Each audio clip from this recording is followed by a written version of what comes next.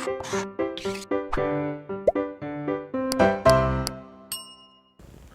Students, welcome back to blueprint digital. आज की इस वीडियो में हम वृक्क नलिका अथवा नेफ्रॉन की संरचना के बारे में पढ़ेंगे। वीडियो को स्टार्ट करने से पहले हमारे चैनल को सब्सक्राइब करें और बेल आइकन दबाना न भूलें, जिससे हमारे लेटेस्ट वीडियोस की नोटिफिकेशन आपको प्राप्त होती रहे। अब हम आज के टॉपिक पर आते हैं। किडनी की संरचनात्मक एवं क्रियात्मक इकाई यूरिनिफेरस ट्यूब्यूल्स यानी कि नेफ्रॉन होता है, जिसे वृक्क नलिका कहते हैं। एक किडनी में वृक्क नलिका की संख्या 1 से 1.2 मिलियन यानी कि 10 से 12 लाख होती है। किडनी के जो नेफ्रॉन्स होते हैं वो रेडिएटिंग मैनर्स में प्रेजेंट होते हैं और लगभग उसका साइज 3 सेंटीमीटर लंबा और 20 से 60 म्यू व्यास होता है उसका। प्रत्येक यूनिफेरस ट्यूब्यूल्स को 3 भागों में बांटा सकता है। समीपस्थ नेफ्रॉन, जिसमें बोमेन्स कैप्सूल यानी कि बोमेन संपुट और पीसीटी आते हैं। मध्यवर्ती नेफ्रॉन, जिसमें हेनले लूप आते हैं, जिसकी अवरोही भुजा यानी कि डिसेंडिंग लिम और आरोही भुजा उसकी असेंडिंग लिम आते हैं। और दूरस्थ नेफ्रॉन, जिसमें दूरस्थ कुंडलिका नलिका आती है। प्रत्येक नेफ्रॉन का जो आगे वाला पार्ट होता है, जहां से वो स्टार्ट होता है, इसको प्रॉक्सिमल पार्ट बोलते हैं, समीपस्थ पार्ट बोलते हैं। वो एक संरचना का निर्माण करता है, एक सैक लाइक संरचना का निर्माण करता है, जिसे हम क्या बोलते हैं, बोमेन्स संपुट यानी कि बोमेन्स कैप्सूल। इसमें एफरेंट आर्ट्रियोल यानी कि अभिवाही धमनिका से ब्लड अंदर आता है और इफरेंट यानी कि अपवाही धमनिका से ब्लड बाहर निकल जाता है। इसका व्यास अधिक होता है, इसका व्यास कम होता है, इसलिए यहां पर ब्लड अधिक आता है, बाहर कम निकलता है। एफरेंट आर्ट्रियोल इस ग्लोमेरुलस के अंदर जाकर, इस बोमेन कैप्सूल के अंदर जाकर कैपिलरीज का एक जाल बनाती है, कोशिका गुच्छ कहते हैं जिसे, ग्लोमेरुलस बोलते हैं। और बोमेन कैप्सूल और ग्लोमेरुलस यानी कि बोमेन संपुट और कोशिका गुच्छ मिलकर मेल्पिगियन कोश यानी कि मेल्पिगियन कार्पुल्सल्स और रेनल कैप्सूल बनाते हैं। इसका नीचे का जो पार्ट होता है उसे नेक कहते हैं और नेक जो होता है वो एक संरचना में खुलता है जो कॉइल्ड होता है, इसे हम बोलते हैं समीपस्थ कुंडलिक नलिका यानी कि पीसीटी। ग्लोमेरुलस की जो आउटर वाल होती है बोमेन कैप्सूल की, वो फ्लैट यानी कि चपटी स्क्वैमस सेल से बनी होती है, जबकि जो इनर इन्वेजिनेटेड वाल होती है, जो अंदर वाली अंदर को उभरी हुई भाल होती है, वो जो बोमेन कैप्सूल के संपर्क में होती है उसमें विशेष प्रकार की सेल्स प्रेजेंट होती है जिससे वो बनी होती है, जिसे हम पोडोसाइट्स कहते हैं। ये सेल्स जो होती है पोडोसाइट्स, इसमें उंगलियों के समान फिंगर लाइक प्रोजेक्शंस उभार पाए जाते हैं जो कैपिलरीज के क्लोज कांटेक्ट में रहते हैं, यानी कि जो ग्लोमेरुलस की कैपिलरीज है उसके चारों तरफ कॉइल्ड रहते हैं, उसके चारों तरफ कुंडलित रहते हैं। जो बोमेन्स कैप्सूल है उसमें जो ग्लोमेरुलस होता है उसके अंदर जो पोडोसाइट सेल्स होती है वो इस प्रकार से विशेष रूप से व्यवस्थित रहती है कि वो कुछ पोर्स बनाती है, कुछ खाली स्थान बनाती है, जिसे हम स्लिट पोर या स्लिट स्पेस कहते हैं। अब जो बोमेन कैप्सूल है वो नीचे की तरफ पीसीटी में खुलता है, प्रॉक्सिमल कॉन्वोल्यूटेड ट्यूब्यूल कहलाता है। जैसे प्रॉक्सिमल कॉन्वोल्यूटेड ट्यूब्यूल जो होती है वो उसका नेक पार्ट इसमें खुलता है और जो ये ट्विस्टेड पार्ट होता है और उसके चारों तरफ पेरी ट्यूबुलर नेटवर्क होता है, पेरी ट्यूबुलर कैपिलरी नेटवर्क यानी कि परिनलिका केशिकाओं का एक जाल होता है। कहीं कहीं पर यहाँ पर वासा रेक्टा भी प्रेजेंट होते हैं। अब जो कैपिलरी नेटवर्क है वो इसके चारों तरफ उपस्थित होता है और पीसीटी की जो सेल्स होती हैं उनमें माइक्रोविलाई यानी कि रसांकुर प्रेजेंट होते हैं, उनमें अधिक मात्रा में माइटोकॉन्ड्रिया प्रेजेंट होते हैं। क्योंकि यहाँ पर सबसे ज़्यादा अवशोषण होता है, 75 से 80% जो अवशोषण होता है पदार्थों का वो पीसीटी में होता है, इसलिए यहाँ पर जो सेल्स होती हैं उनमें रसांकुर प्रेजेंट होते हैं अर्थात माइक्रोविलाई प्रेजेंट होती है और उसमें बहुत अधिक मात्रा में माइटोकॉन्ड्रिया होते हैं। जो लूप ऑफ हेनले है वो इसका निचला पार्ट जो होता है पीसीटी का वो लूप ऑफ हेनले कहलाता है या हेनले लूप्स कहलाता है। ये पीसीटी से प्रारंभ होता है और ये डिस्टल कॉन्वोल्यूटेड ट्यूब्यूल यानी कि दूरस्थ कुंडलित नलिका में समाप्त होता है। अर्थात हम ये भी कह सकते हैं पीसीटी और डीसीटी के मध्य का जो पार्ट होता है उसे हम हेनले लूप कहते हैं। ये हेयर पिन जो जूड़े की पिन होती है, हेयर पिन, उस जैसी एक संरचना होती है। और इसमें बेसिकली दो पार्ट होते हैं, डिसेंडिंग लिम्ब यानी कि अवरोही भुजा और एक आरोही भुजा यानी कि असेंडिंग लिम्ब। ये डिसेंडिंग लिम्ब है और ये असेंडिंग लिम्ब है। डिसेंडिंग लिम्ब का जो ये वाला पार्ट होता है, इसका जो व्यास होता है वो पीसीटी के बराबर होता है, लेकिन आगे जाकर फिर वो कम हो जाता है। और फिर असेंडिंग लिम्ब जो होती है उसका जो प्रारंभिक भाग होता है वो ये दोनों समान व्यास के होते हैं, लेकिन फिर ऊपर जाकर ये भी इसका व्यास बढ़ जाता है और उसका व्यास इसके बराबर हो जाता है और इसका जो लास्ट पार्ट है वो डीसीटी में खुलता है। जो डिसेंडिंग लिम्ब है ये इसका अपर पार्ट होता है, प्रारंभिक पार्ट है इसका। इसमें एक तो थिक सेगमेंट होता है चौड़ा, जिसका डायमीटर पीसीटी के समान होता है, ये थिक सेगमेंट होता है। और ये भी कुबोडियल एपिथेलियम से ही लाइन रहता है, इसकी जो कला है वो कुबोडियल एपिथेलियम से बनी होती है। लेकिन इसमें जो माइक्रोविलाई की संख्या होती है, माइटोकॉन्ड्रिया की जो संख्या है, रसांकुर और माइटोकॉन्ड्रिया जो होती है सूत्रकणिका, वो पीसीटी की तुलना में कम होती है, लेकिन व्यास पीसीटी के बराबर होता है। इसका जो लोअर पार्ट है ये वाला, इसको थिन सेगमेंट बोलते हैं क्योंकि इसका व्यास इससे कम होता है।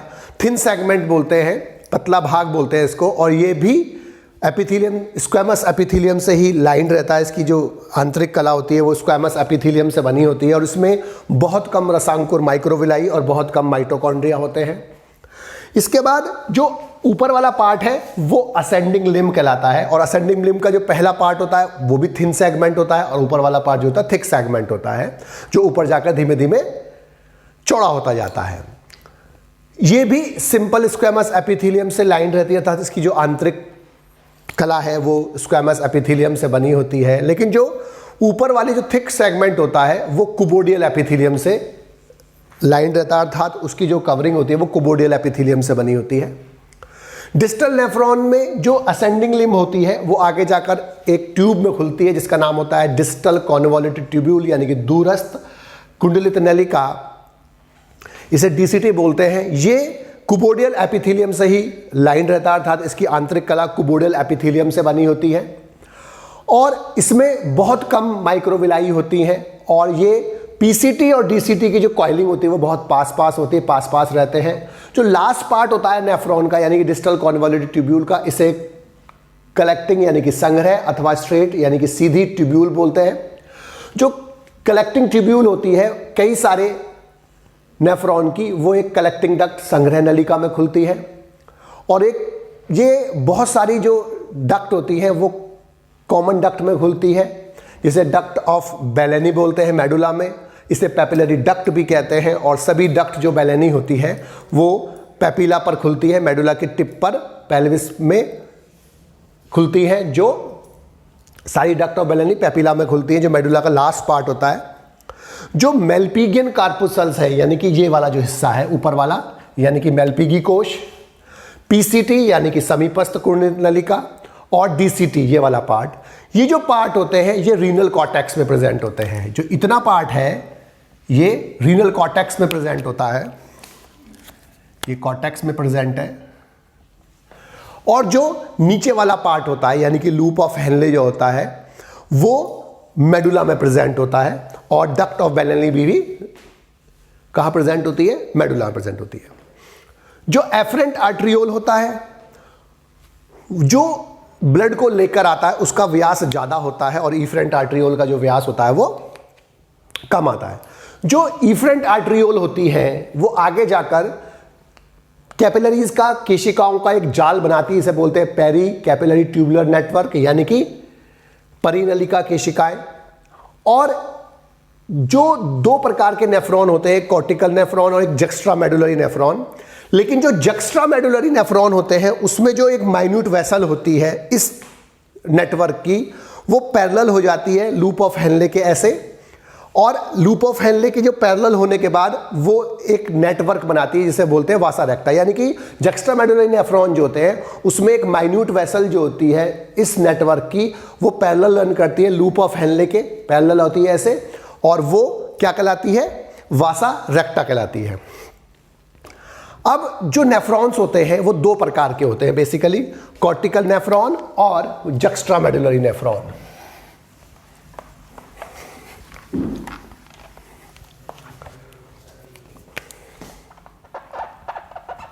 कॉर्टिकल नेफ्रॉन यानी कि बलकुट नेफ्रॉन और जक्स्टा मेडुलरी नेफ्रॉन। नाम से पता चल रहा है इसका अधिकांश पार्ट कॉर्टिकल नेफ्रॉन का कॉर्टेक्स में होता है, लेकिन जक्स्ट्रा मेडुलरी नेफ्रॉन जो होते हैं उसका स्टार्टिंग पॉइंट मेडुला और कॉर्टेक्स के जंक्शन से, जहां पर दोनों पार्ट मिलते हैं वहां से स्टार्ट होता है। उसका जो मेल्पिगियन ट्यूब्यूल के नीचे का जो यानी कि ये नीचे वाला जो पार्ट होता है यानी कि लूप ऑफ हेनले वाला पार्ट, वो नीचे की तरफ मेडुला में डीप प्रेजेंट होता है। अन्यथा जो कॉर्टिकल नेफ्रॉन होते हैं उसमें मेल्पिगियन कार्पुसल्स भी, मेल्पिगियन कोश भी, पीसीटी डीसीटी सभी कहाँ होते हैं, कॉर्टेक्स में होते हैं, केवल लूप ऑफ हेनले नीचे होता है। लेकिन इसमें स्टार्टिंग पॉइंट जो होती है वो दोनों के जंक्शन से होती है, कॉर्टेक्स और मेडुला जहां होती है, और वो जो उसका मेन पार्ट जो लूप ऑफ हेनले जो होता है नीचे वाला पार्ट, वो मेनली मेडुला में प्रेजेंट होता है। तो ये जो कॉर्टिकल नेफ्रॉन होते हैं ये टोटल के 75 से 85 होते हैं। टोटल नेफ्रॉन के 75 से 85 जो % नेफ्रॉन होते हैं वो कॉर्टिकल नेफ्रॉन होते हैं, और ये केवल लगभग 15% जो होते हैं नेफ्रॉन वो होते हैं वो जक्स्ट्रा मेडुलरी नेफ्रॉन होते हैं, यानी कि ज़्यादातर नेफ्रॉन ये वाले ही होते हैं। इनमें जो कॉर्टिकल नेफ्रॉन है इसमें मेल्पिगियन कार्पुसल जो होता है नेफ्रॉन का वो किडनी के ऊपर की तरफ सरफेस की तरफ प्रेजेंट होता है, जबकि इनका जो मेल्पिगियन कार्पुसल्स होता है वो दोनों के जंक्शन पर, कॉर्टेक्स और मेडुला के जंक्शन पर प्रेजेंट होता है। इनका जो लूप ऑफ हेनले होता है वो मोस्टली कॉर्टेक्स में होता है, और बहुत कम पोर्शन जो होता है, बहुत कम पार्ट जो होता है वो मेडुला में होता है। तो इनका जो कॉर्टिकल नेफ्रॉन है उनका जो लूप ऑफ हेनले है वो मोस्टली कॉर्टेक्स में होता है, और थोड़ा सा पार्ट जो होता है वो कहाँ होता है, मेडुला में होता है। लेकिन इन वालों का जो जक्स्ट्रा मेडुलरी नेफ्रॉन है इनका जो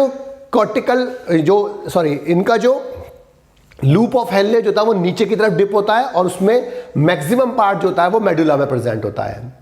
यहां पर केवल पेरिट्यूबुलर कैपिलरी नेटवर्क प्रेजेंट होती है, अर्थात वासा रेक्टा इसमें एब्सेंट होती है। लेकिन इन वालों में पेरिकैपिलरी ट्यूबुलर नेटवर्क भी प्रेजेंट होता है, और उसकी एक वेसल जो होती है वो पैरेलल बनाती है हेनले लूप से, या हेनले लूप से, उसे हम वासा रेक्टा बोलते हैं। तो इसमें वासा रेक्टा भी होती है प्लस पेरिकैपिलरी ट्यूबुलर नेटवर्क भी होती है। इसके साथ साथ अब हमें दो चीजें और समझनी है, मैक्यूला डेंसा और जक्स्ट्रा ग्लोमेरुलर सेल, बहुत इंपॉर्टेंट है जो आगे जाकर यूज होती है। एक है मैक्यूला डेंसा।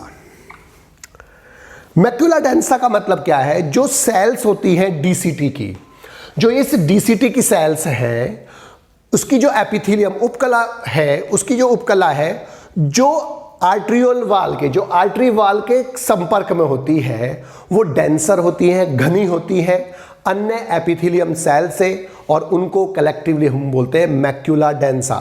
यानी कि अगर ये डीसीटी की सेल्स है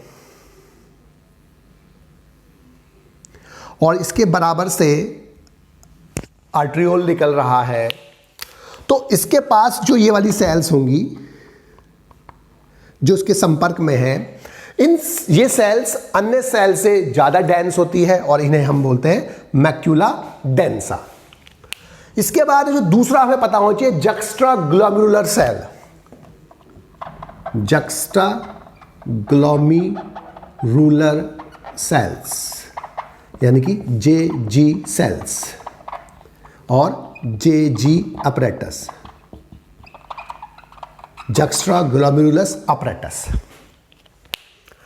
जो स्मूथ मसल सेल्स होती हैं यानी कि अरेखित पेशी जो होती है, जो आर्ट्रियोल की वाल में प्रेजेंट होती है, जो डीसीटी के संपर्क में होती हैं, तो वो स्वेलन होती है और उनमें फूली हुई होती है, और उनमें डार्क ग्रेन्यूल्स यानी कि घने कण उपस्थित होते हैं जो इनएक्टिव रेनिन हार्मोन के होते हैं, और इन्हें बोलते हैं हम जक्स्ट्रा ग्लोमेरुलर सेल। यानी कि जो सेल्स इसके संपर्क में प्रेजेंट होती हैं, ये वाली ये सेल्स के संपर्क में दिखाई दे रही हैं, किसकी, आर्ट्रियोल की, यानी कि जो स्मूथ मसल सेल्स होती हैं जो वाल ऑफ आर्ट्रियोल में प्रेजेंट होती हैं, जो डीसीटी के संपर्क में होती है, डीसीटी एपिथेलियम के पास में होती है, जो उसकी मसल सेल होती है, उनमें कुछ सेल्स के अंदर डार्क ग्रेन्यूल्स पाए जाते हैं, जो घने कण पाए जाते हैं, जो इनएक्टिव यानी कि अक्रिय रेनिन हार्मोन के होते हैं, और इन्हें बोलते हैं जक्स्ट्रा ग्लोमेरुलर सेल। जो तीसरी सेल्स होती हैं उन्हें हम लैकिस और पोल्किस और मैसेंजियल सेल्स बोलते हैं। कुछ विशेष सेल्स ऐसी होती हैं जो मैक्यूला डेंसा और जेजी सेल्स के बीच में पाई जाती हैं, उनको हम मेसेंजियल सेल या लैकिस सेल कहते हैं। ये जक्स्ट्राग्रामुलस सेल, मैक्यूला डेंसा और जो लैकिस सेल्स होती है, इन तीनों को हम कलेक्टिवली बोलते हैं JGA यानी कि जक्स्ट्राग्रामुलस अपरेटस। और इसका काम दोनों प्रकार की सेल्स में आपस में संपर्क स्थापित करना होता है। यानी कि मैक्यूला डेंसा क्या है? मैक्यूला डेंसा का मतलब क्या है कि जो स्मूथ मसल सेल्स होती है, अरेखित पेशी होती है, जो प्रेजेंट होती है, जो DCT एपिथेलियम होता है, जब वो कांटेक्ट में था आर्टियोलर वाल के, जो आर्टियोलर वाल के पास में जब DCT का कांटेक्ट होता है तो सेल्स जो होती है DCT की उपकला की, उसमें कुछ विशेष सेल्स प्रेजेंट होती हैं जो इसके संपर्क में प्रेजेंट होती हैं। जो सेल्स होती है DCT एपिथेलियम की, वो कांटेक्ट में रहती है आर्टियोलर वाल की, उसमें वो डेंसर होती हैं, घनी होती हैं अन्य एपिथेलियम सेल से, उन्हें हम बोलते हैं मैक्यूला डेंसा। जक्स्ट्राग्रामुलस सेल्स कौन सी है? जो स्मूथ मसल सेल्स जो वाल ऑफ आर्ट्रियोल में पाई जाती है, दोनों आर्ट्रियोल में, इसके आर्ट्रियोल में, इसके आर्ट्रियोल में, इन दोनों आर्ट्रियोल की जो वाल है, तो स्मूथ मसल्स जो पाई जाती है इन आर्ट्रियोल में, दोनों में, जो DCT के संपर्क में होती है, वो जो सेल्स होती है वो फूली हुई होती हैं और उनमें डार्क ग्लैन्यूल्स होते हैं, डार्क कण होते हैं इनएक्टिव हार्मोन रेनिन के, और उन्हें हम बोलते हैं जक्स्ट्राग्रामुलस सेल। और कुछ विशेष सेल जिसे मेसेंजियल सेल या पोल्किश सेल या लैकिस सेल कहते हैं, वो कुछ विशेष सेल्स होती है जो मैक्यूला डेंसा और JGA सेल्स के बीच में पाई जाती है, दोनों के बीच में संपर्क स्थापित करती हैं और उनको हम बोलते हैं लैकिस सेल और पोल्किश सेल और मेसेंजियल सेल। ये इन दोनों के बीच में संपर्क स्थापित करती हैं और तीनों प्रकार जक्स्ट्राग्रामुलस सेल, मैक्यूला डेंसा और लैकिस सेल, तीनों को सामूहिक रूप से हम क्या बोलते हैं? जक्स्ट्राग्रामुलस उपकरण यानी कि जक्स्ट्राग्रामुलस अपरेटस। अब जक्स्ट्राग्रामुलस अपरेटस का फंक्शन क्या है? जक्स्ट्राग्रामुलस अपरेटस जो होती है वो एक हार्मोन सिक्रीट करते हैं, रेनिन। एक हार्मोन सिक्रीट करते हैं जिसे क्या बोलते हैं? रेनिन। ये मॉड्यूलेट करता है ब्लड प्रेशर, यानी कि ये ब्लड प्रेशर को कंट्रोल करता है, ब्लड प्रेशर को कंट्रोल करता है। मैक्यूला डेंसा जो होता है वो कंट्रोल करता है जो इसमें छन्ने के बाद फ्लूइड आता है, जिसे हम ट्यूबुलर फ्लूइड बोलते हैं, उसकी सलाइनिटी यानी कि उसकी जो लवणता है, उसके अंदर जो सॉल्ट्स की उपस्थिति है उसको मेंटेन रखता है, उसको कंट्रोल करता है। जबकि जेजी सेल्स जो होती हैं और जो मैक्यूला डेंसा की जो सेल्स है, तो जो मैक्यूला डेंसा है वो सलाइनिटी को कंट्रोल करता है, जबकि जो मेसेंजियल सेल्स होती है जो JGA सेल्स के संपर्क में होती है वो दोनों के बीच में कम्युनिकेशन करती हैं।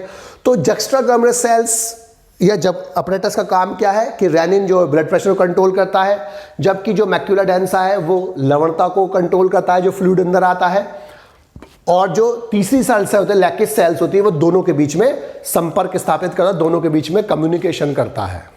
बच्चों, आज की इस वीडियो में बस हम इतना ही पढ़ेंगे। हमारी इस वीडियो को आप लाइक करें और अपने दोस्तों के साथ शेयर करें। यदि आपका कोई डाउट है तो आप हमें कमेंट करके बता सकते हैं। इस अध्याय को और अच्छे से पढ़ने और समझने के लिए आप चित्रा प्रकाशन की बुक एक्टिव जीव विज्ञान की सहायता भी ले सकते हैं।